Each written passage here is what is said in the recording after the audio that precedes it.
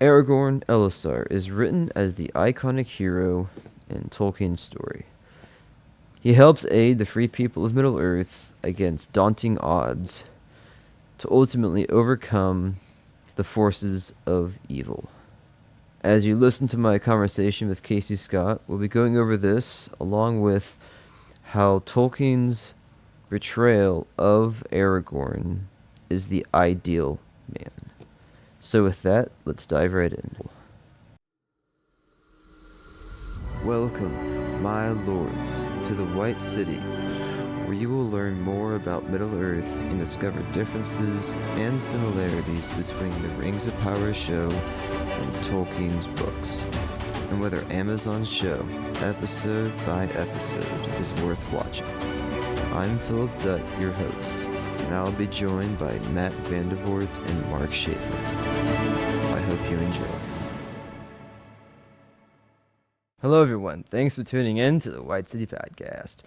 During this intermission between Season 2 and Season 3 of The Rings of Power, you'll find us talking about different characters of Middle-earth and artifacts of Middle-earth, along with the Lord of the Rings trilogy movies and the War of the Rohirrim.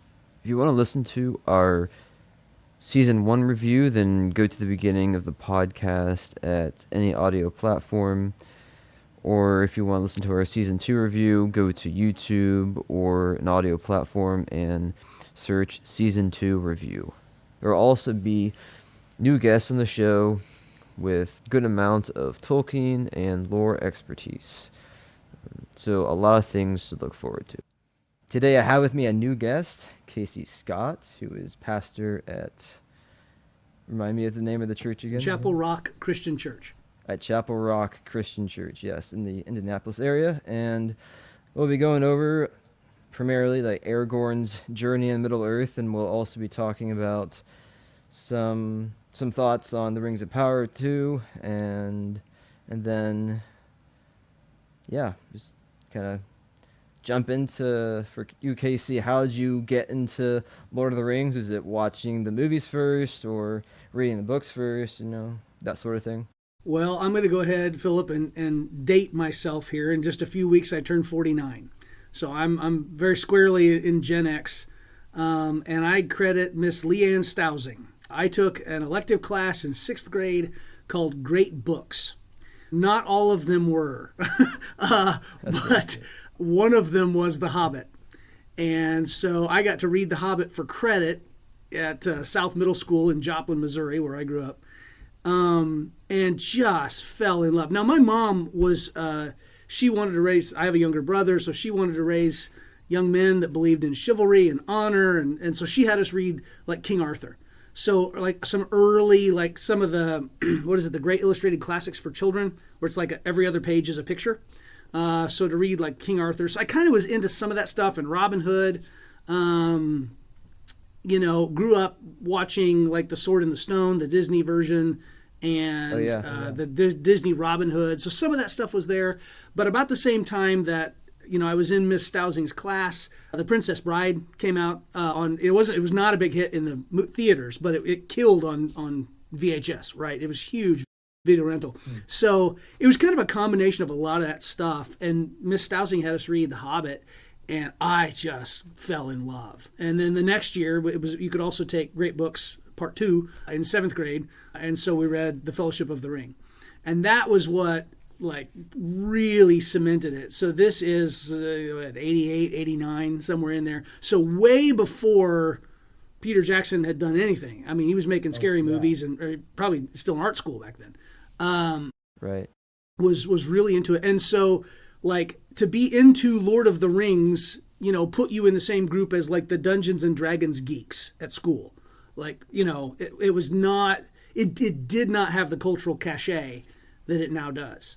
So it was kind of a different thing. And you were a little bit more of an outsider if you were really into Lord of the Rings than you certainly would be now because of the movies. But I pretty much, after that, I read The Hobbit at, however old that was, 12, 13. I read Lord of the Rings then. I'm younger than that even. Anyway, and then finished that summer after 7th grade, Two Towers and Return of the King. Tried the Silmarillion in between 8th and 9th grade. It's like, not ready for that yet. And then came back. I think it was like high school before I actually read it. So, and then a lot of years went by reading it every year and got through college, got married. And that's when Fellowship came out in the theaters. This is before, I don't know about your theater locally, but at ours you can reserve your seat.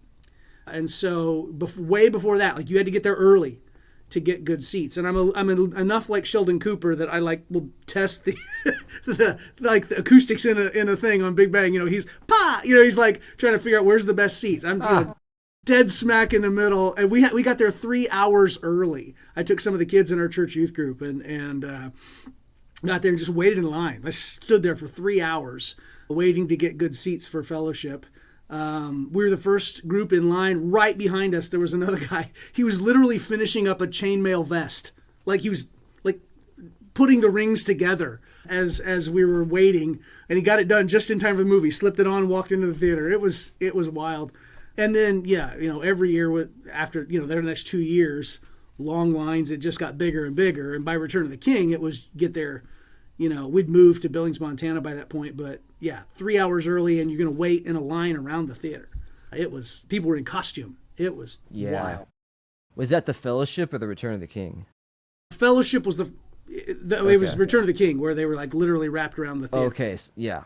So it was huge by then. I mean, everybody knew, and goodness gracious, it won 11 Oscars. I mean, it's that's right up there with Ben-Hur and Gone with the Wind, and I mean, in terms of big Oscar wins, sometimes people at my church don't always get my love for Lord of the Rings, and I just remind them, like, Tolkien was the best-selling author of the 20th century. Like, even if you don't get it, it's fine. The impact of this man is colossal, and it made a huge impact on me as a kid and even as an adult. I still reread the Lord of the Rings every year or listen to it. A lot of people love the Andy Serkis thing on Audible. It's okay. I still prefer Rob Inglis. From 20 years ago, or however long it was, the early 90s. So 30 years ago. I'm dating myself now. I guarantee you, Philip, that the actors who played the characters in the movies listened to that on that long flight to New Zealand. I guarantee it, because there are times where it almost sounds like, not to take anything away from the actors, they did a phenomenal job. But you can almost hear echoes of English in their delivery of the lines. Like as they're saying the lines, you're like, boy, that sounds like Rob. It's art. It goes beyond just telling a story. It's in its own way. That's art. His audiobook, I love it. And so on long drives, sometimes I'll pop that on and catch a chapter, but pretty much reread it yearly, or listen to it, and sometimes asynchronously. Like I'll read for a while and then go, I want to listen to this, and I'll pull that up, whatever. But at this point, I know the story well enough to just find a spot. It's like Jesus in the synagogue in Nazareth, right? They hand him the scroll of Isaiah. It's long, no verse and chapter divisions back then, and he unrolls to where he wants to read from and reads that. You get to that point where you know the story well enough, you just kind of flip through it. Oh yeah, right there. Yeah.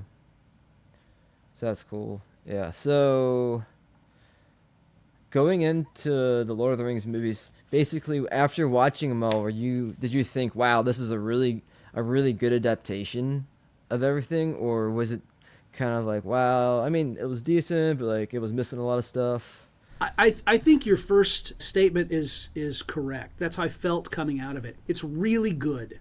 It's certainly not perfect. Nothing would be. And even Peter Jackson in the appendices acknowledged that. He said it's unfilmable. If you just shot it scene for page, never going to happen. So, I agree with Mr. Jackson on that. I think he's right. Maybe, well, we'll come back to this in a little bit as far as the role of animation in that. It's really good. It's not. There are places where you just, as someone who's read the books over and over and over again, knows the story backwards and forwards. There are a few lines of dialogue where I just kind of cringe, like, oh golly, come on, man. There are a few things where they went for the joke instead of staying true to the story, and I get it. It's the tension just builds and builds and builds and builds and builds for hours. Like you got to relieve that, and there are times that even Tolkien does in the story, but. Yeah, there are other places where I was just like, dude, what are you doing? This is not even remotely. Well, you see Anduril behind me, right? Like Yeah. when Elrond shows up at the oh, for crying out loud, Firenfeld, where the Yeah, the Paths of the Dead. yeah, right. Like what? No, he had it in Bree. What are you doing? At least the hilt shard. So that was one of those things where it's like, it's a cool scene, put off the ranger, become the man you were born to be. It's a great line. Tolkien would be rolling in his grave if he could see that, Right, because it's like the whole story of Aragorn too is just completely different, and that's probably, if I've heard like one gripe, it's that about the movies. Yeah. Actually, my biggest gripe is the Lorien elves at Helm's Deep. That, like, I just remember going, come on, man, what are you doing? It's cool. I mean, it looks, again, it's one of those that there's a fine line between wanting to honor the story and tell it the best way you can and fan service, right? Like there's that can get razor's edge thin. When you find that Merry and Pippin are very often comic relief and you just turn them into a joke, it takes away from their courage, I think. Other people, don't get me wrong, I laugh. I mean, it's funny, in the made-up scene in the movie, in Fellowship where they're shooting off fireworks or whatever. Like, that's funny. Yeah, it takes away. It's certainly all the world building that Tolkien does on the Brandy Bucks and the Tooks, and they're being a little bit out of sync with the rest of Hobbit kind, right? Like they've got a little bit more of either the Brandy Bucks are kind of natural leaders, the Tooks are natural adventurers, and it takes away from that a little bit, I think. But I still love the movies, and so my wife and I have 7 kids, and the rule in our house is you have to read the books before you're allowed to watch the movies. They get pretty dark, and I want my kids to know that the good guys win. Just like in our world, the good guys win. Jesus is coming back, right? Like, so the king will return. So I made my son Evan, who's going to be 13 here in a couple months. He really wanted to watch the movies. I said, the rule. You got to read the books.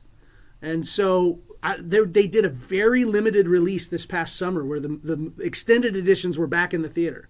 And so our local theater, just a little bit west of us, they did Fellowship and they did Two Towers. They didn't show Return of the. I was like, what? What are you? Come on, that's the best one. That's the one that won all the Oscars. What are you doing?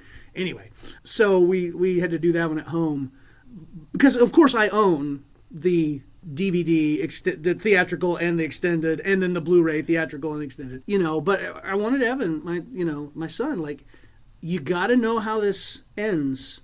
Because you're watching the movie, it's scary. And that's the one thing I love about Tolkien. The bad guys are bad, right? Like, they look scary. And, there's none of this kind of anti-hero, moral gray area. Like, nope, good guys wear white, bad guys wear black, except for Saruman, but he turned. And, and it's very clear lines for him. And I don't know if that comes out of his own life. And, I think Tolkien had a very traditional Western worldview, right? Like his it's Catholic. He's, very, very traditional sense of right and wrong and the ordering of society and all that stuff. Yeah. So there were the moments in the movies where Aragorn does something out of character. I kind of cringe a little bit. The thing I think overall, like the big picture, Philip, that really bugged me was the way, and this is not to take away anything from Viggo Mortensen as an actor. The man's brilliant. He's excellent. Some of his other movies I really have enjoyed. But the playing Aragorn with this sense of self-doubt and not sure if he can be who he should be, who he was born to be, really drove me nuts. Because that is not in the book at all. Like when he goes to Edoras with Gandalf and Gimli and Legolas to confront Theoden, like his manner, his bearing is kingly. They want to take Anduril out of his hand, and he's like, "Don't you dare! Do you have any idea? This sword is 6,000 years old. What are you doing?" Like, so it's just his kingly bearing, which he intentionally mutes when he's around, forgive me, peasants, right? I mean, when you look at the political hierarchy in that world in that time, right? That's who they are. They might be free men, but they're peasants. He's kind, he's loving, but he's a king. And this kind of, I don't know, can I do it? I don't know. That drove me nuts. So, long way around the barn to answer your question. Sorry. Oh, no, thanks for giving me your 2 cents on it and all. Yeah, so let's lead into Aragorn here, and I guess if there were like 3 words you could use to describe Aragorn, what would you use? Ooh, that's a good one. Well, going back to what I just said, I think self-aware. So some of these are going to be compound words. Sorry. That's good. I make my living with words. I know a lot of them. So I'd say self-aware. He knows who he is. But it's this fascinating thing where, he's the king of men. He knows that. But he was fostered by elves. And he knows who men are in the legendarium relative to elves, right? We're mortal, we die. Even a Numenorian who lives 2 or 3 or 4 times as long as a normal human being, he's very self-aware. Like, he knows who he is. He's not afraid of it. He's not going to apologize for it. But he also knows that it was not men who shaped Middle-earth, right? It's because of men that it got reshaped, and according to the legendarium, was made round in truth, right? Which is if one resource I think is mandatory for any ringer or Tolkienist or whatever term you want to use, is Karen Wynne Fonstadt's book, The Atlas of Middle-earth. That should be required reading for everyone who calls himself a Tolkien fan, because as a cartographer, she's mapping this out. And there's this beautiful graphic of the world is flat until the breaking, right? And the Numenor falls, Calabeth, right? And then the world is turned into a sphere. So there's this, Tolkien was playing with the flat earth myth, right? He's having fun with it. And no, it really was made round. And so now the road to Valinor is what they call the straight path, because you're literally going straight off the edge of a sphere, right? You're going out into, the true west. Anyway, so, Aragorn knows all that. He's incredibly self-aware. I think that's one of them. I think the next thing is, before we started recording, I was talking to you about, chivalry. And, I mentioned that. My mom had me read King Arthur and stuff like that. And so I think that there's a nobility, but with that, I think a chivalry that comes with it, with Aragorn, where he honors those, and he sees it as his duty to protect those weaker than him. Like, there's a code, there's an honor. In fact, there are several times, I think, in the battle before the Black Gates, as they're the kind of the march to the Black Gate from Gondor, right after the Battle of the Pelennor Fields. What is it? I think the title chapter, the last debate, I think is the title chapter, or chapter title. But they often reference the knights. Tolkien will use that word quite frequently. The knights of Gondor and knights of Rohan, and so I think there's a sense of chivalry and honor.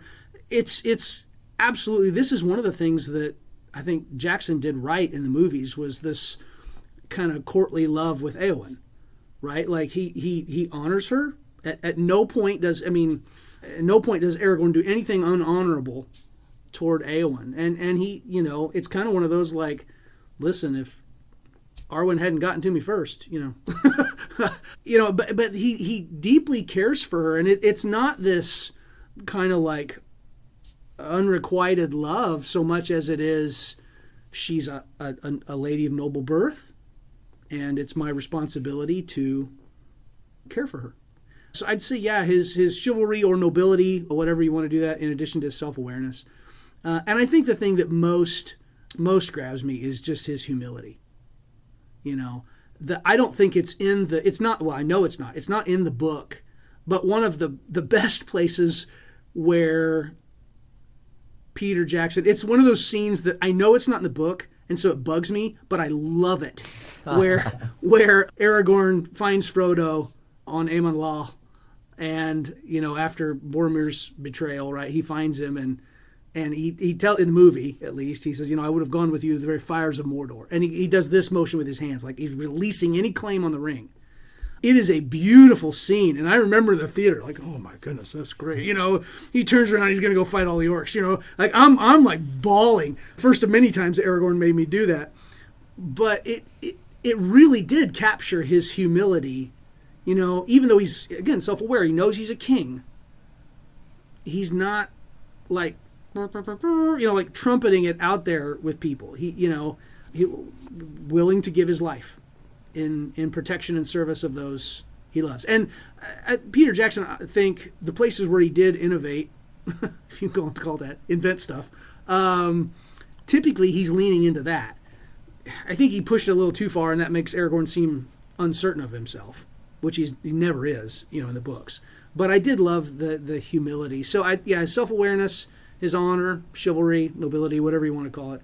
And then, his humility, which I think I'm a pastor, I'm a Christian. So for any Christian man, you look at Aragorn as the model of masculinity. And there's another, I don't remember I could look it up. There's another YouTube channel where the guy basically does a breakdown of like, this is Aragorn is the ideal man.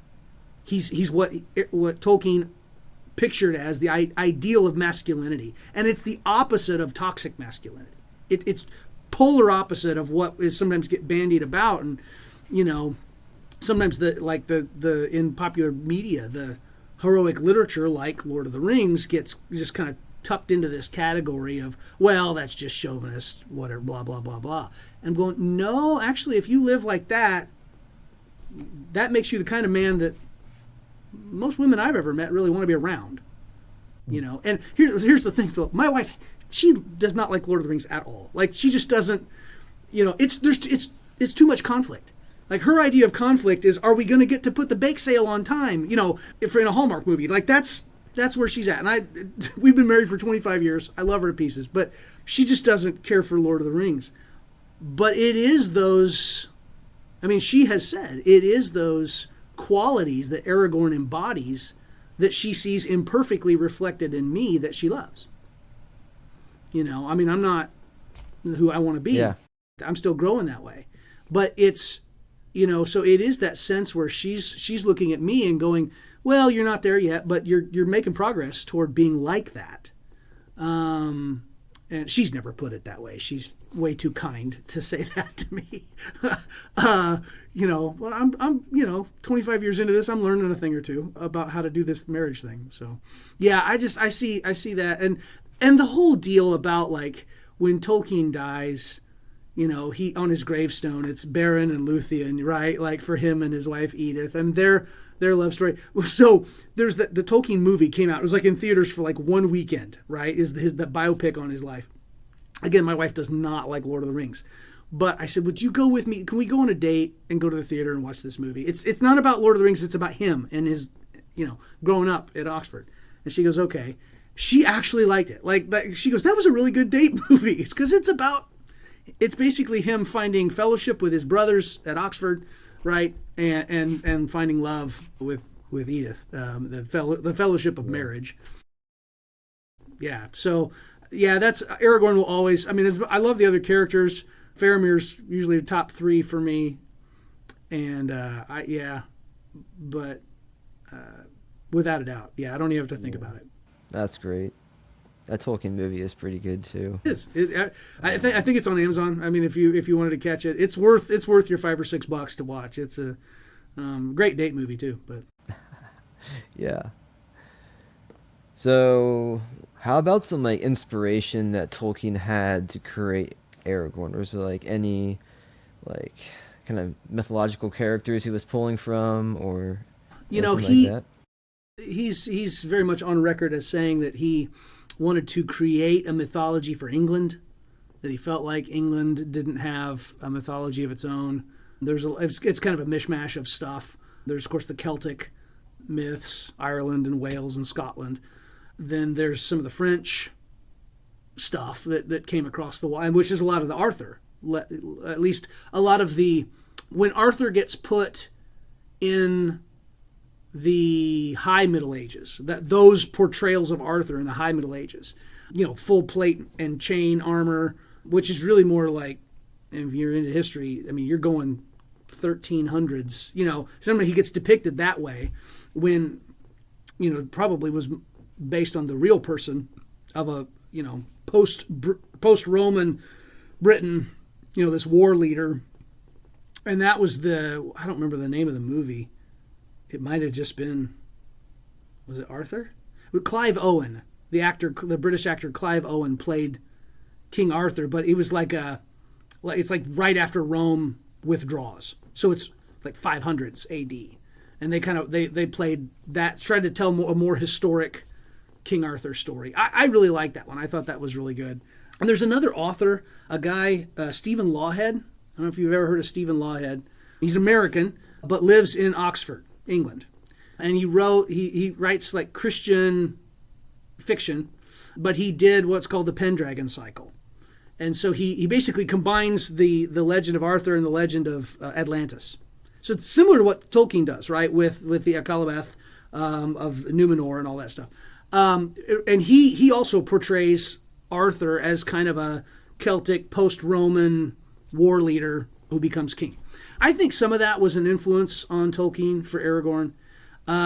Certainly, as a military man in World War I, he would have seen those command structures. I don't recall reading him saying specifically, "Oh, Aragorn is modeled after my commanding officer." Like I don't think that was a thing. I think, but it's also his, after studying, all of the Norse legends, and he just saturated in the ancient ideas of what a noble king is. And so I think that it was a stew. There was a lot of stuff coming together. Of course, and I'm assuming that all of your listeners and watchers have read Lord of the Rings. If you haven't, if you've just watched the movies, right? So I guess I should say at this point, spoiler alert, when in the beginning of the Fourth Age and Aragorn's ascension to the throne and everything is restored, and basically, Tolkien's political philosophy is borderline self-governance. I don't want to say anarchy, that's not the right rule, but like a distant and benevolent king that lets you kind of run your own show. Seemed to be what he was advocating for. Like, no, we want him to be good and leave me alone. I don't know if you ever saw the movie Fiddler on the Roof about, the Jewish or the Yiddish people, right? And so they ask, is there a blessing in Russia? Is there a blessing for the Tsar? And he said, yes, may the Lord bless the Tsar and keep him far away from us, right? Like, and I think that was kind of Tolkien's philosophy. Like, we want a good king who leaves us alone. At least as far as the hobbits go, he said, I'm a hobbit in all but size. So I think that certainly that, and he grew up in a society that still to this day has a king. It was King George when he was young, but it's Charles now. And, that's part of that too. As an American, I look at that and I go, well, that's probably there's a piece of that I don't get, Granted, yeah, I mean, if like my shirt, I don't know, I showed you earlier, Aragorn Gandalf 2024, like, yeah, you don't vote for that. It's like that scene in Monty Python, right? I didn't vote for you. It's like I was made a king because the Lady in the Lake gave me this sword, right? And so it is this interesting thing where I think all of it was just a stew that he's pulling from. So part of it is he wants to create a myth for his own people. Part of it is he'd seen probably good and bad examples of leadership and been able to do that. Like I said, we have 7 kids, and so part of my parents are great. I had great parents. They're still married after 50 years, and I'm super grateful. But some of my journey, even as a dad, I mean, my oldest kid's 24. Some of my journey that way is like, well, there's things that I want to do because I think that's right, but then there's other things where I look at and I go, well, I wish my parents would have done. And there's not many of those, but there are a few. I wish they would have been around. My dad would have been around more, whatever. But so, yeah, I think some of it is him looking at people and going, well, that was not very good leadership. If I was going to do it, it would be this, so it's a bit corrective, I think. But yeah, there's so many factors. Here's the thing. I have to confess my own, inadequacy here. I've not yet read Tolkien's letters. So I have it. I just haven't read it. Amazon was running a huge sale at the end of last year, so I just haven't gotten around to it. But and there might be a place where he talks about it, but I'm not sure. There's probably somebody in the comments right now going, "You idiot! It's this," I don't know, but I mean, people have read the books to a certain amount more than others, but hey, people can still hopefully enjoy the podcast anyways. But yeah, so thinking about, like, I think Aragorn's really interesting in how, like, his kind of upbringing was and like where he started in life. I think that really affected him in a lot of ways in his story. So can you speak a little bit to that? well, I mean, he grew up fostered in the home of Elrond. And that had to have shaped. Obviously, he's very pro elf, right? Like he's not unlike some. And I never got the feeling like that Denethor was not, that had any animus toward the elves, but certainly that would have shaped his worldview. He's, one of the things that I mentioned that YouTube video earlier about Aragorn kind of being the essence of manliness. He's multilingual, which is interesting because Viggo Mortensen is too, the actor, and there's an interesting kind of parallel there. And so he grows up in a house where art and music and scholarship are valued just as much as feats of arms and hunting and things like that. He grows up in a house where his older brothers, right, Elladan and Elrohir, adopted brothers, go off questing to find out information. What are the goblins doing? What are the orcs doing? And he grows up in a home where his adopted father, Elrond, lost his mother, or lost his wife, right? Elrond's wife, Celebrian, is captured by orcs and tortured and dies. Does she die, or does she go back to the Undying Lands?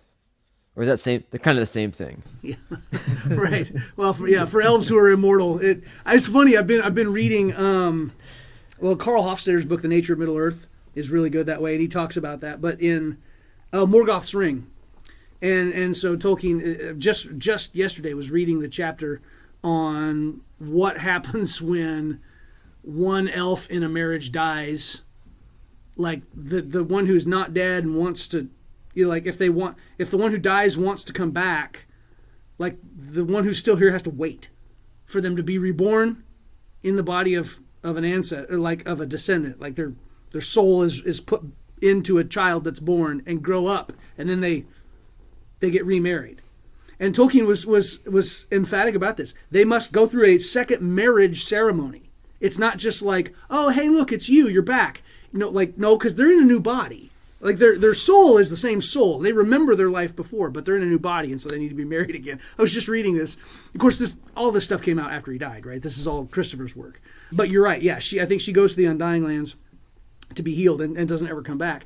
And then, Aragorn's parents, his dad's killed too young. He's warned against going into battle, and he does. And so he grows up with his mom. So there's some interesting parallels there between the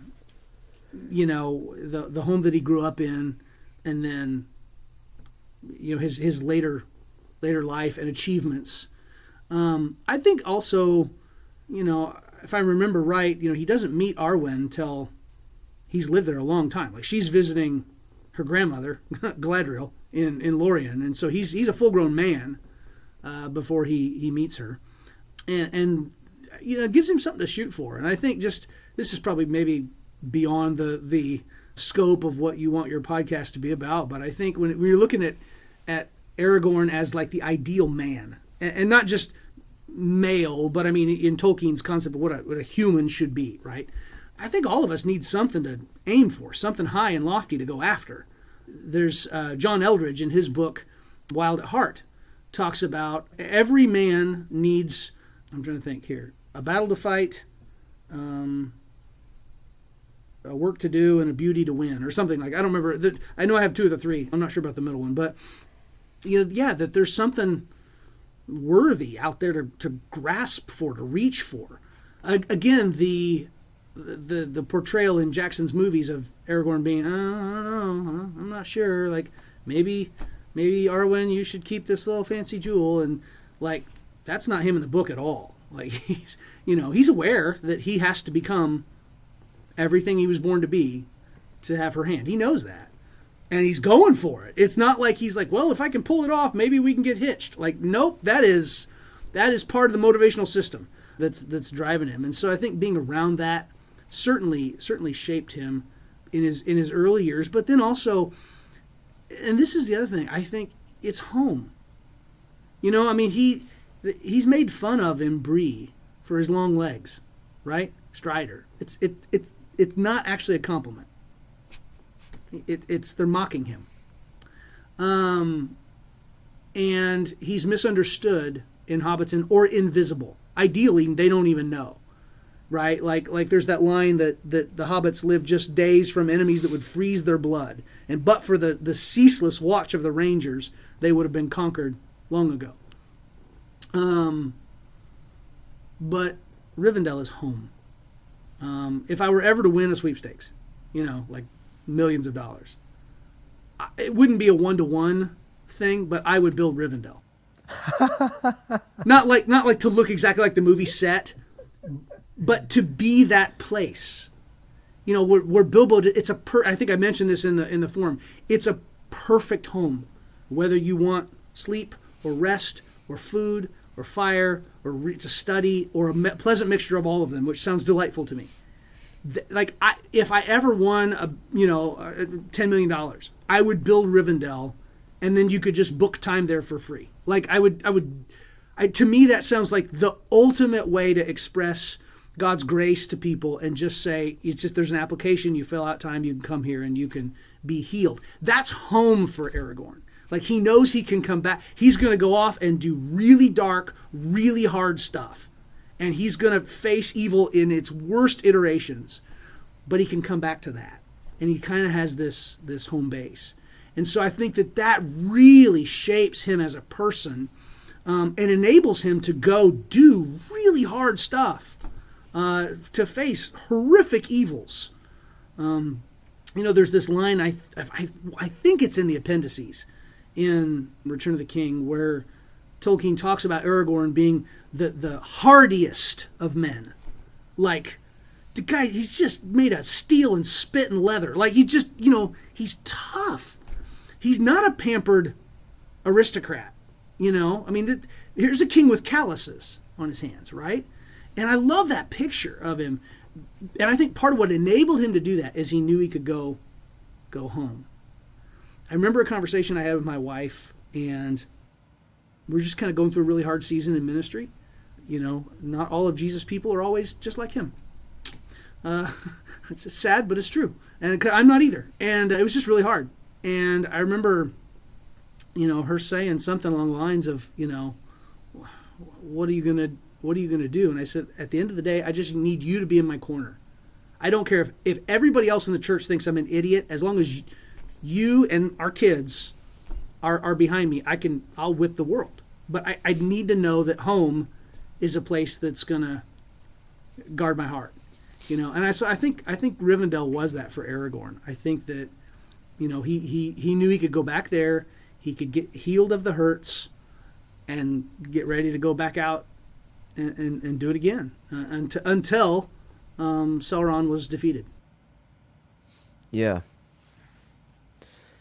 So Elrond, I guess his kind of desire, in a sense, for Aragorn was like, hey, you need to claim the throne of Gondor. And think it'd be pretty safe to say that Elrond, that during the whole time was wanting Aragorn, like, very much encouraged him to do that.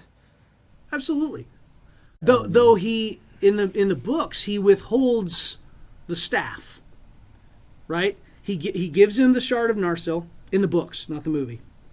He gives him the Shards of Narsil, which is reforged when they're in Rivendell, right? When he gets the hobbits there, gets Frodo there, while Frodo is healing, they reforged Narsil, and to Andrew. So he gives him the Shards of Narsil Andril, gives him the Ring of Bear here, right? This ancient ring, one of the oldest. That ring is way older than the rings of the elves and the rings of power, right? The ring that Aragorn wears is way older than any of those. It's a first age relic. He gives him the ring, but he withholds the staff of Anúminas, the North Kingdoms, because in Gondor they had a crown, in the North they had a staff, and he says, "I'm not going to give this to you until you claim the kingship." So yeah, he's pushing him, absolutely. And I one of the things that I don't know that watchers of the movie pick up on is the fact that they're family. Like literally. Aragorn's way distant forefather is Elrond's brother. Right? Elrond, Right, yeah. first king of Númenor, is Aragorn's long distant forefather. 3,000 years earlier, through I don't know how many lives of men, how many kings, of course they're longer, in Númenor. They dwindled some. Aragorn lives to be, 400 and something years old? He's old. Aragorn does? No, is that right? No. I'm drawing a blank now. Maybe the four's probably coming from fourth age. Still, he lives a pretty long life. And it's 200 something, because he's 87 in the story. By the way, that was one scene where Jackson and crew improvised the conversation between he and Éowyn in the Two Towers, when she, he talks about fighting with Theoden when Theoden was just a small child, and she's asking how old he is. He's 87. What? And it's not in the books at all. But I was cool with that addition. That's fun. And if you've read the books before you watched the movies, you knew that. Oh yeah, no, he's already really old. But for people who I remember I took our youth group kids in the church youth group to see the Fellowship when it came out, or Two Towers rather, and a lot of them had not read the book. And so we're all sitting in the row in the theater, right? And he says that, and all of them go, and they look down at me like, "For Pastor, really? Is he really that old?" Yeah, shut up. What's the movie, man? Anyway, so no, I was cool with that. But Elrond is his. Basically Elrond is his great to the however many power uncle. Right? That Elrond would be his uncle, if you could compress the timeline. So they're already, family. And one of the lines that Tolkien even uses about Aragorn and Arwen's wedding, as he uses this phrase, the long sundered line of Elrond and Elros was rejoined. Because Arwen, of course, is Elrond's daughter, and his brother's, however many generations that was, over, 6,000 years. Because we're, the Second Age. The Second Age was the longest, right? It's 31 or almost 3,200 years long. And then you're really the end of the Third Age, another 3,000-ish years. Though I suppose technically the First Age is the longest, because they don't count time before, the time of the trees was uncounted, right? So they don't start counting time until the sun comes up. So technically the First Age is the short one, but it's actually the longest because, it could have been millions of years. Right. It's not. I'd have to go back and check the sources, but it was a long time. It's pretty much all about elves, so, they could have been living for who knows how long, right? But, yeah, well, and even, there's time uncounted even before the elves awake. That's true. It's a long time. So, again, you wonder, Tolkien's trying to create a mythology for England, and I don't know how much of the current scholarly debate about the age of the world was in the back of his head, at the time he was writing this in the, you think about it though, we're when he's writing these things, 100 years after Darwin, ish, something like that, So there's still very much this huge scholarly debate going on about the age of the world, in our real world, not Middle Earth, So I don't know. Again, it's one of those, how much was behind his eyes. My mom has this saying that what's behind your eyes determines what you see a whole lot more than what's in front of your eyes. And I don't know if that was behind his eyes or not, but yeah, just the fact that Aragorn and Elrond are family is, I think, a huge thing that casual watchers of the movies might not realize. Like, no, that's basically his uncle, and that's probably how Aragorn, or probably how Elrond looked at him. Like as an uncle would look at a beloved nephew. I'm gonna help him, but he's at some point he's got to be his own man. I've got a few nephews, so I get that.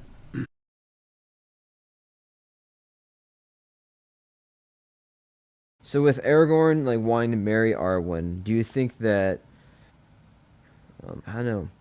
I know in the book, I mean rather in the movie, you've got Elrond being very much like, I don't want Arwen to, to choose the mortal life, and which might just be the fact of like her being his daughter. But is that also, like you say, pretty accurate with like how the books are laying it out? I think the movie played it up. I don't. Again, Elrond he's kind of a. I mean, this sounds like a put down, but he's a bit of a Deus ex machina. Like in the sense of he pops in when he's needed, and there's this huge long backstory of his life, which I think that's what the Rings of Power is trying to do, to provide some of that, right? Because it's interesting. But as far as what Tolkien actually wrote and published, there's not a whole lot about him. He helps out Gandalf and the dwarves in The Hobbit, and he helps kind of spur Aragorn along, and the Fellowship when they get there, and there's not much there. I mean, he's very much a. For all the cultural blather about how Tolkien doesn't have any strong female characters, Eowyn has way more of a role than Elrond. In fact, I referenced this in my sermon last Sunday. This great scene where Faramir is healed in the Houses of Healing, right? And Aragorn's there doing that, and he asks for Ethelas, Kingsfoil, and they're trying to find it, right? They're running around trying to find Ethelas, and there's this, other than the Council of Elrond, other than that chapter in Fellowship, right? This random woman who works in the Houses of Healing, Eorith, probably has more lines of dialogue than Elrond, like in the book, right? She's interacting with Gandalf and the other people there. Other than that one chapter where Elrond speaks quite a bit and fills you in on the story of the ring, he doesn't say much. So I think the movies played that up a little bit. I get what. Now here's the thing. I have 3 daughters. I totally get that. Like, and one of the oldest is married. My dad, who is also a pastor and Bible college professor, did the ceremony. So my, her pawpaw, her granddad, did the wedding ceremony. So I just got to be dad. I just got to walk her down the aisle. I had one line, nailed it. Her mother and I. That was all I said, right? So we'll give her away. And I was fine. Philip, I did great. I didn't cry or nothing until my dad was talking about my daughter and her now husband, and she said, my dad said, out of 8 billion people on this planet, you 2 quirky kids found each other. And I was like, I was digging for a Kleenex in my suit coat, because I was just like, oh my goodness, man. Because they're peas in a pod, man. They just work. The 2 of them just work together. But I think it's kind of a one in a billion shot for them to relate to one another. And so, yeah, I mean, as a dad, I look at what Elrond is fully aware of. He's used to immortality, right? 6,000 plus years old. He's born in the First Age. And he knows that if his daughter goes through with this, when he says goodbye to her here, that's it. He will never see her again. Ever. Because she will become mortal. She will not go to the halls of Mandos in Valinor. She'll go where men go, which is the gift or doom of Iluvatar, depending on how death was designed to be a gift, to release them from the circles of the world, as Tolkien would say. So he knows it's goodbye forever, for her. And I think that's why, she's not at the Grey Havens when Elrond takes the ship, because it'd just be too painful. So the idea of, saying goodbye, my son-in-law and daughter were looking at a missions opportunity literally on the other side of the planet. I can't say where. and it ended up not being what the Lord wanted. But it was like, you kind of have to reconcile, like, I'm going to have to watch my grandson grow up like this, online. And that's rough, man. That's hard. And listen, there are parents who all over the world doing that right now. Like, I'm not grousing about that. It ended up not working out, but yeah, and there's I think a strong level of compassion for what Elrond had to go through that too. But again, Tolkien is one of his major themes is just, there's a whole chapter, the choices of Master Samwise, right? Mm-hmm. You got to live with the choices that you make. And sometimes that turns out great, and sometimes it's really hard. Again, that's one of those things I think people pick up on in Tolkien's writings that are so, it's the reason it's evergreen. It's the reason people keep coming back to it, even without movies, right? Even without new media, they keep finding this book. You and I'm guessing you more than me, will get to live to see the 100th, anniversary of the release of The Lord of the Rings. Like, I've got a nice, hardbound version of it. I guess it's out of frame. There we go. Yeah, the white one there, the big, it's archival. It'll easily last until the 100th anniversary, but I'll still buy a 100th anniversary copy. I'll be a senior citizen by then and on a fixed income probably, but I'll save up now. Lord willing, if Jesus doesn't come back, we'll get to live to see that, and it'll be cool. So, but it's these themes that he talks about that makes it evergreen, and people keep coming back to it, and they keep finding stuff that speaks to their soul, and they're just drawn in again. I hope that you were asking about Rings of Power. I watched the first season just as they came out. And I'm sure by now that your listeners, your watchers have picked up that I'm pretty much a purist when it comes to books. And we'll get to the Rings of Power later, too. So, so thinking about just Aragorn's involvement.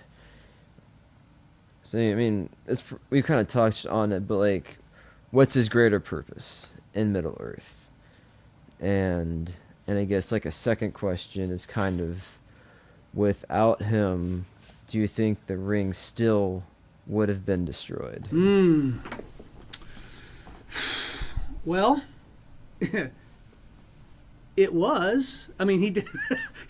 After Aemon Hen, he never saw Frodo again until he won. The way Tolkien writes the story is that the battle in front of the Black Gate is a diversion, right? It's they're drawing Sauron's eye away, and I think the line in the movie that Gandalf says is, "We'll keep his eye fixed, on us," and and that way Frodo can sneak in. Certainly, I think that's the case. I guess I would put it this way: I think it might have actually been accomplished without Aragorn, but there wouldn't have been anything to come home to. Without Aragorn, Gondolin falls. Not Gondolin, sorry, Minas Tirith. It's what it's modeled after. Right?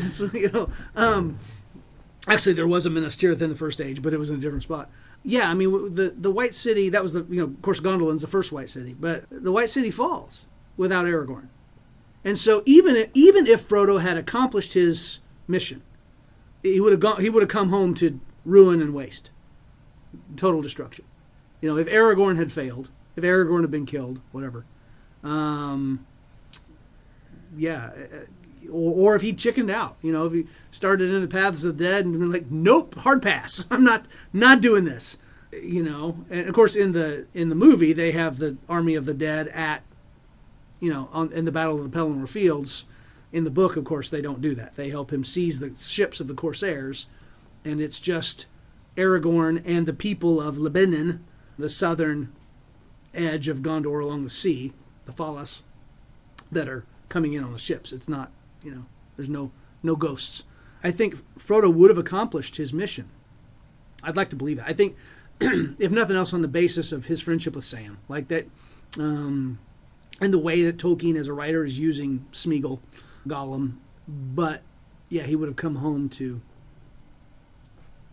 a burning city and a shire that's been, well, I mean, the shire was partially destroyed that way. So again, there's another, mention of Tolkien's discussion about choices, right? Like if Frodo and Sam would have hurried home right afterwards instead of hanging out with all their war buddies, they might have prevented, Sauron's revenge on them in the Shire, but they don't, and so that changes that story. There's a story about Jack Nicholson, the actor, was talking to Elijah Wood at like an Oscars or award ceremony. I don't know, it was People's Choice Awards, who knows? And he mentioned something about, yeah, you're in that movie with the pointy-eared people. Nicholson did.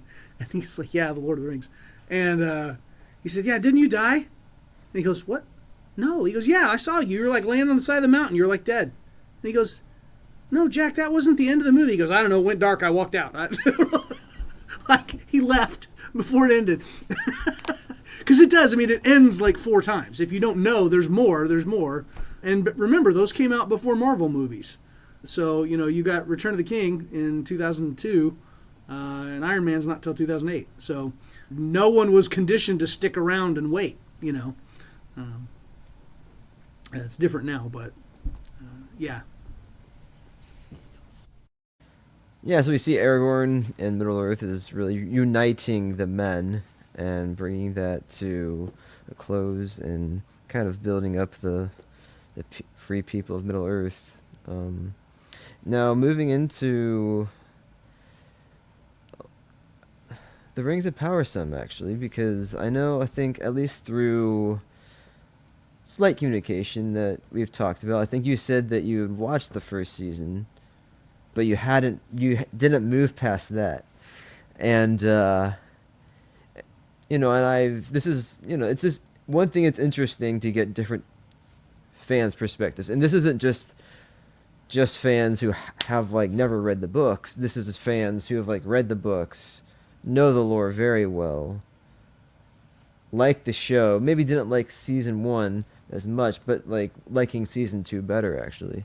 So I guess, what about like season 1 maybe you weren't so crazy about, or like why did you decide, or maybe you just haven't gotten around to watching season 2? Yeah. So I told you in the written interview, I don't mind when they have to leave stuff out for time. Like, that doesn't bother me. I don't mind compression, right? This is this epic narrative, and we need to compress it down. What bothers me is when they change stuff. Like, Tolkien wrote one thing, and you're telling this other, and they can't both be true. That drives me crazy. So, like in The Lord of the Rings, they leave out Tom Bombadil. Totally get it. Makes sense. He doesn't move the story forward. That was a smart decision. Other than not really explaining where the swords came from, right? When Aragorn in the movie gives him these swords at the basis of Emon Hen, or Emon Sul, rather. So, but what drove me nuts about Rings of Power was they had to change so much due to compression, right? Due to, like, this story takes place over thousands of years. But if we do that, then there's only 2 or 3 cast members, the elves, who will remain. We'll have the humans are in for an episode and then they're gone because they die, right? Like, if we're gonna tell the story. So that amount of compression to tell it and have 5 seasons or whatever the plan was is creating so many changes that it just, for a purist like me, it's really hard to do. I will say, the show is beautiful. Like, the eye candy is off the charts. The set design and the backgrounds and things like that. It's truly remarkable. It's an achievement. There's clearly a lot of CGI. And I appreciated Peter Jackson's reliance on practical effects and what they, bigatures, right? They're miniatures, but they're humongous. And so, it's different. It feels different. But, I watched the first season as it came out. The other reason I haven't watched season 2 yet is they weren't all out. Are they done? Is it finished? Is season 2 done yet? Yes, season 2 is all out. Yep. So I might watch it now, because what I found was, rather than be frustrated by inaccurate, like, lore inaccuracies over a course of several months, I'd rather just do it in a week. Like, let's get it over with. I still want to watch. I mean, like, I'll still watch it. I've heard that the same thing you said, that season 2 is better. But it's, I mean, I know I've read Unfinished Tales a couple times. You know, like, I know how the story of the Second Age should go. And so it's like, and the whole thing about, like, the South Kingdom or the Southlands turning into Mordor. I don't ever remember reading anything anywhere that would indicate that. Sorry, I probably should have said spoilers. That's how that. Yeah, it's fine. You talk about it. Yeah. Came to be, right? Like I in all my reading I've done, I can't remember anywhere that they're, like, where does that come from? You're just making that up. That's you know, like, well, we've got to have some kind of origin for it. I don't know. I didn't appreciate that. I will say, what I've seen so far and what I've heard about season 2 is I do appreciate that they're getting the antipathy between the elves and Sauron right. Like, they hate each other, and they're getting that from what I mean. Even in season 1, as they kind of build the tension to the reveal of who Halbrand is, you know, like, okay, I'm tracking with that.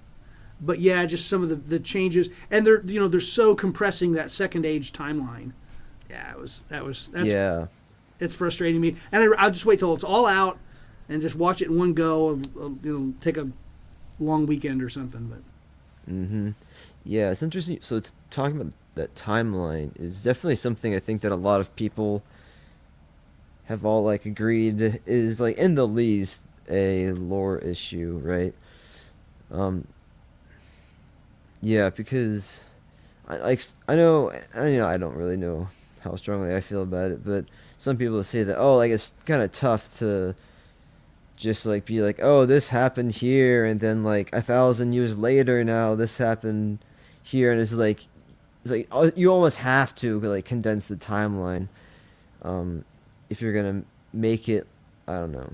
No, I see the logic. I mean, I see the rationale behind that. The other thing, though, that is, I don't, the Second Age as a story is not as fully fleshed out as Lord of the Rings or The Hobbit or even the Silmarillion, right? Like, those stories were far more in a completed state than Unfinished Tales or Book of Lost Tales 1 and 2. And so, I mean, you're getting basically, so I'm a preacher, right? And so if someone, now I preach from a manuscript, I try not to need it. I try to know the sermon well enough to deliver it without the manuscript, but I have it there. It's kind of like my Charlie Brown Linus safety blanket. If I get, squirrel, and I'm like, okay, I can come back to the thing.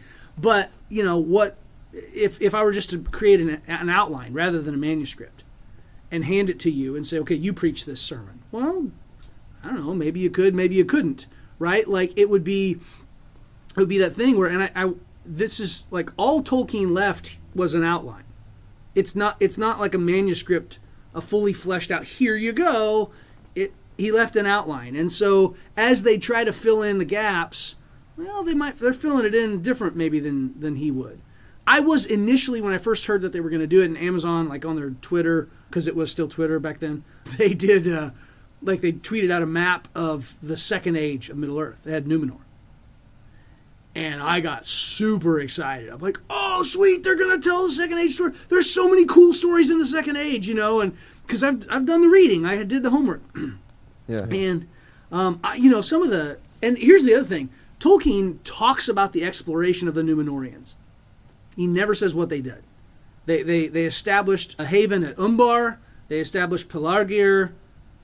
They fought over it. There's so much room for them to just tell whatever story they want to tell, and they're not going to conflict with the established lore because Tolkien didn't tell. He just said it happened. Cool, go do the thing. Excuse me. We've in our house, we've had somebody sick every day for like 3 months. At least one person. Today it was my wife and 2 youngest kids. there's so many stories they could tell. So it drives me nuts when they change the stuff he did talk about. Like, dude, but Amazon doesn't have the rights to that. They've only got the rights to what's in the appendix. So they can't tell those stories legally. Yeah. And I think ultimately, Philip, I think that hurt him more than anything else, was just not being able to get the rights to the Unfinished Tales. Because there's some great stuff there. Who was it? I mean, if you want love stories, where'd it go? Hang on. So, you got the history of Galadriel and Celeborn. But, Aldarion and Arendis. Book of Lost Tales, or Unfinished Tales, rather. It's fantastic. Oh my goodness. It would be the greatest love story ever put on camera, right?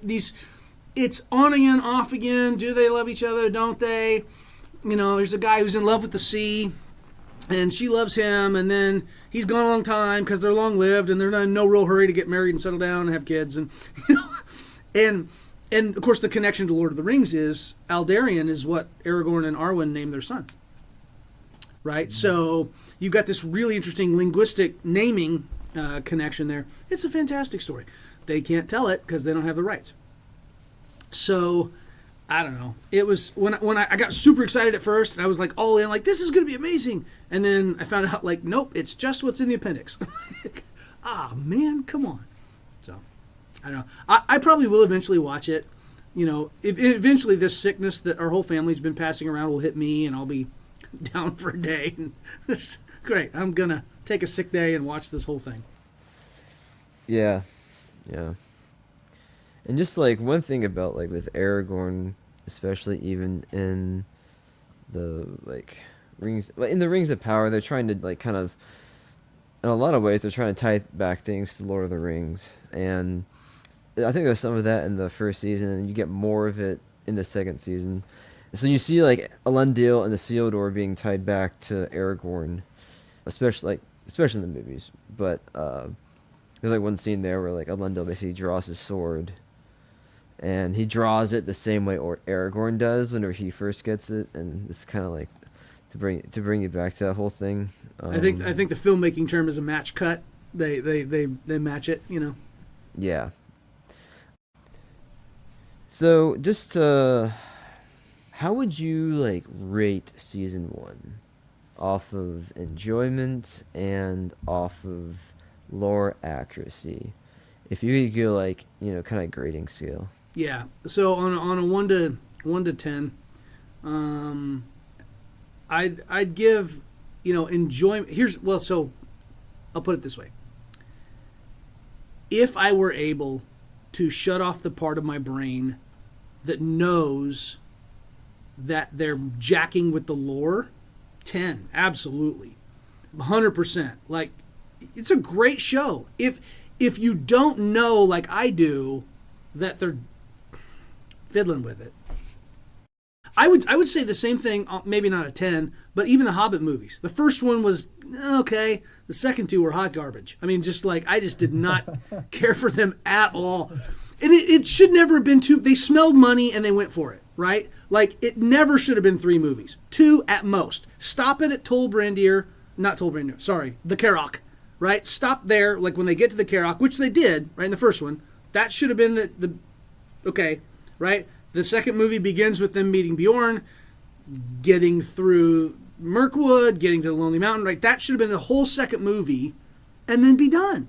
And if you want to make a third movie about the activities of the White Company, do it, and I'll go watch, and it'll be amazing. Or the White Council, rather. Excuse me, the White Council. So, like, I think that as far as just, if you don't know the backdrop, if you haven't read Unfinished Tales a couple times, then yeah, Rings of Power is awesome. And I remember telling some friends that on Facebook. I remember they're like, is it good? I'm like, well, have you read Unfinished Tales? I'm like, no. I'm like, you'll love it. It's incredible. Yeah, as far as lore accuracy, there are a few things I think that they get right. I watched each episode of season 1 one time.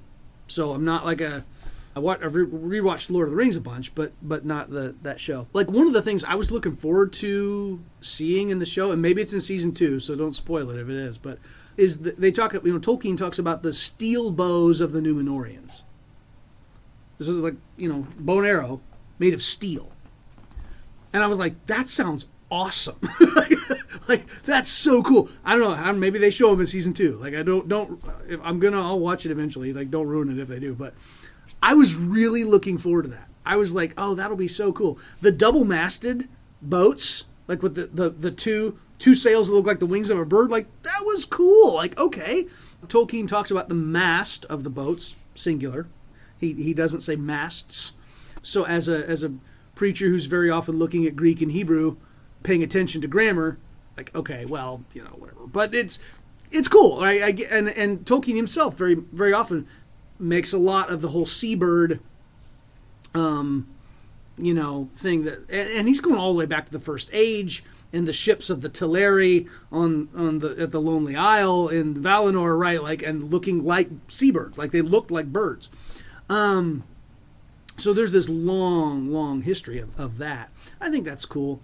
So yeah, as far as if I could just watch it and shut off the part of my brain that knows the backstory, yeah, it was great. I liked it. But it's that part that's not how that goes. That's not what Tolkien wrote. And I know this is a podcast about Lord of the Rings, but one of Tolkien's good friends is C.S. Lewis. And I feel the same way about the Chronicles of Narnia. That as long as they stick to the story, the Narnia movies that came out, where they stuck to what Lewis wrote, they're great. It's when they start making stuff up, stick with the source material, stay with what they wrote, because that's the thing that sold millions of copies, not your little weird whatever. You dance with the one that brung you, what they used to say where I grew up. So, yeah, I think I enjoyed the series. It was beautiful. It was beautifully shot. The colors, the visuals, seeing the two trees in Valinor and the early stuff with Galadriel, and Fingolfin that was so cool. That was just cool. But yeah, it was like, it got to where it was like, when the whole thing about needing Mithril to sustain the Elvish race, it was like, what are you, it's not Chernobyl. What are you talking about? Like, sorry. That was where it's just like, okay, I'll finish this because I'm too invested in it now not to, but wow, this is rough. So, I didn't catch, like, lore-wise, what did you say was, man, I don't know. grade, maybe? Yeah. I'll put it this way. Some episodes are about a 3. Others veer up into the 4.5 or 5. Like, there are a few episodes where they're a little better. Yeah. There are others where they're just like, what? Come on, man. Yeah. And again, maybe it gets better. Maybe there are ways that they're trying to put the story back on track, but No, I got you. So, one last question, which is kind of like I don't know. It's a fun question, one of my favorite. But just, to what would you attribute the success of Tolkien's works? And basically, yeah, like, what aspects of it, was it things he was pulling from, or like, is there just more of a general kind of theme? yeah, I think there's a couple pieces to that. First is that he's picking up on the same thing that Joseph Campbell talked about.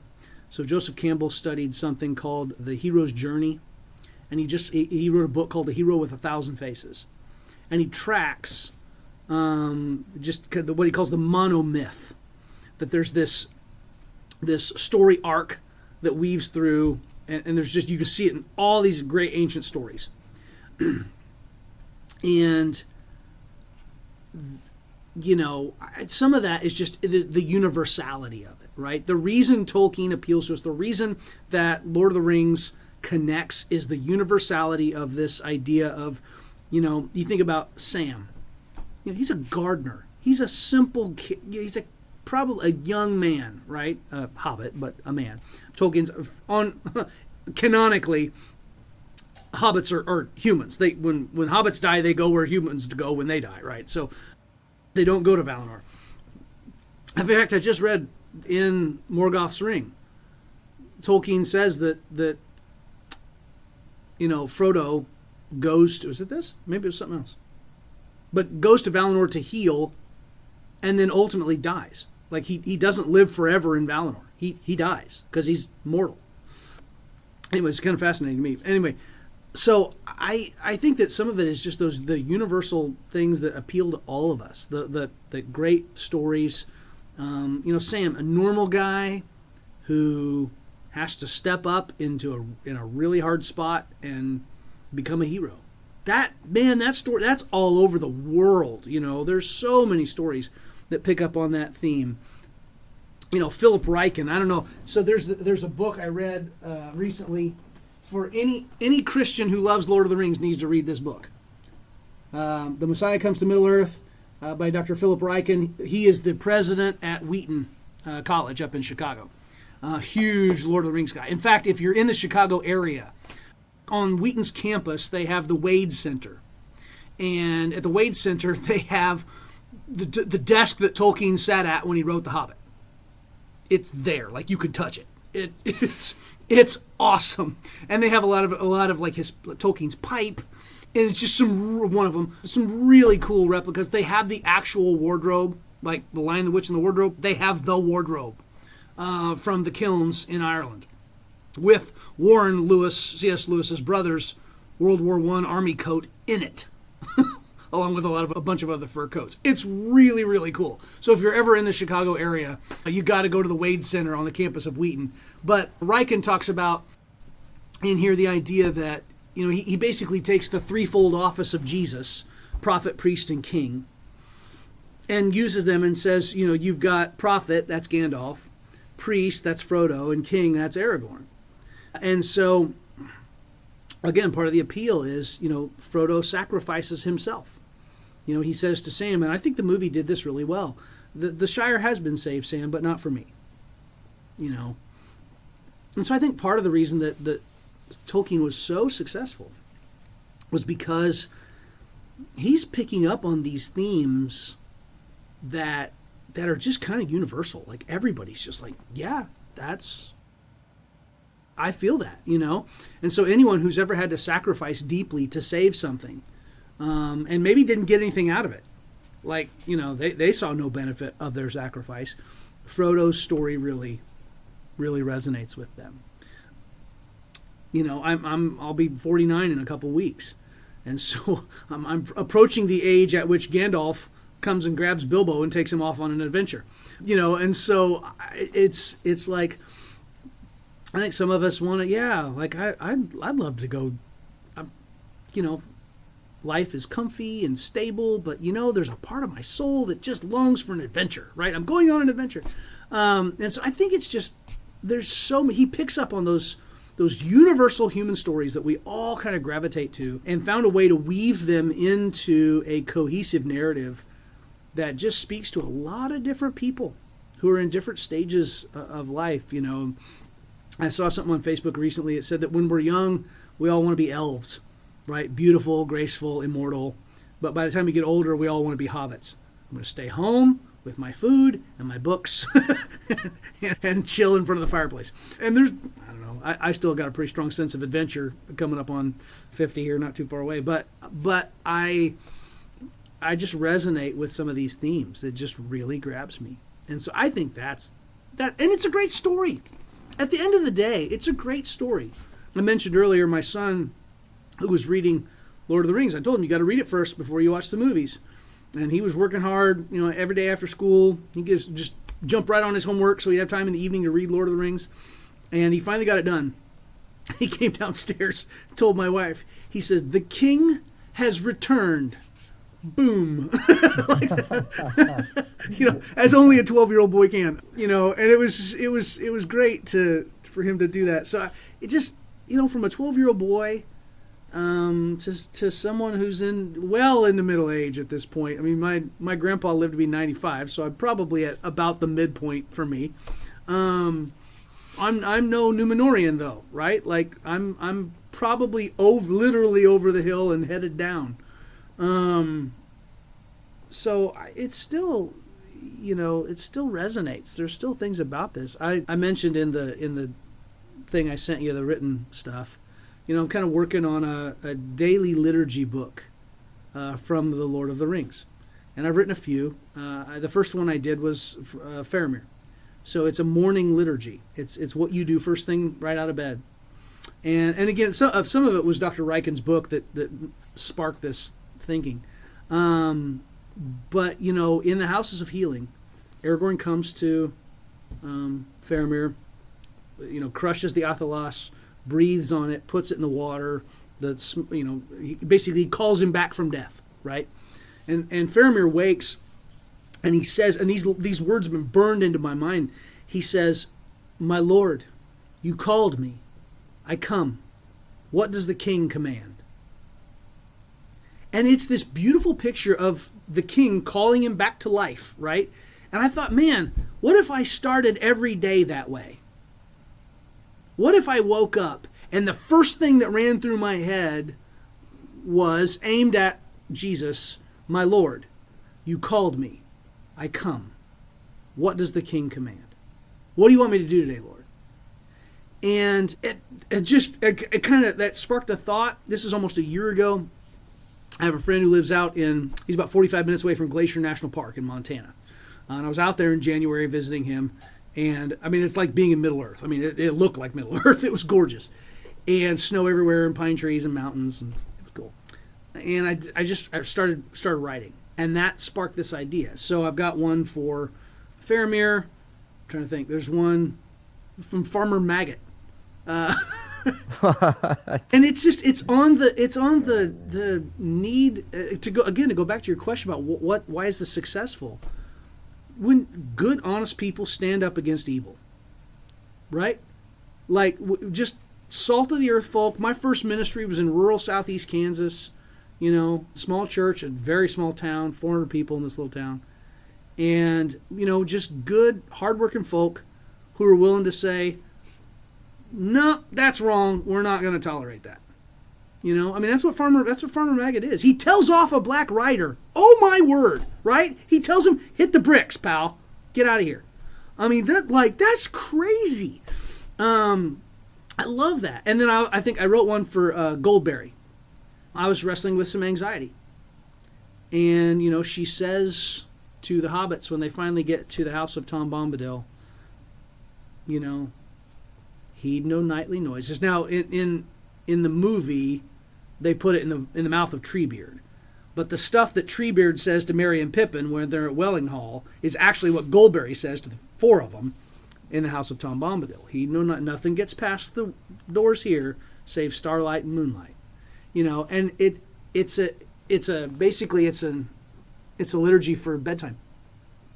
To go to your bed in the grace of God and trust that He's going to see you through the night. And so, yeah, I've just, and it's these themes in his book that have so deeply moved me that I want to try to create experiences for people that are like, okay, yeah, that's, and you're almost kind of ordering your life around the truth in Tolkien's writings. Mm-hmm. Wow, that's great stuff there. Yeah, I really appreciate that, those connections. It's really cool. So thanks, Casey, for coming on and giving your 2 cents about things. And it was a privilege. I loved it. Yeah, so yeah, this is fun. So thanks for everybody for tuning in, and catch us on other episodes of Characters of Middle Earth, or still wanting to cover War of the Rohirrim and go back to the Lord of the Rings trilogy too. So did you see it, War of the Rohirrim? I have not seen it yet. So we will, but we will do a kind of a summary of it. Maybe check some lore accuracies and inaccuracies on it. I loved it. I thought it was great. It's pretty remarkable that they can make a hour-and-a-half long movie from one page in the appendix. but it was really good. I liked it. Yeah. All right. Well, that's cool. Yeah. Thanks, everybody. Thanks for visiting the White City. Before you leave, please subscribe to our podcast and check us out at thewhitecitypodcast.com. We're on YouTube or Facebook under the tag @The White City Podcast.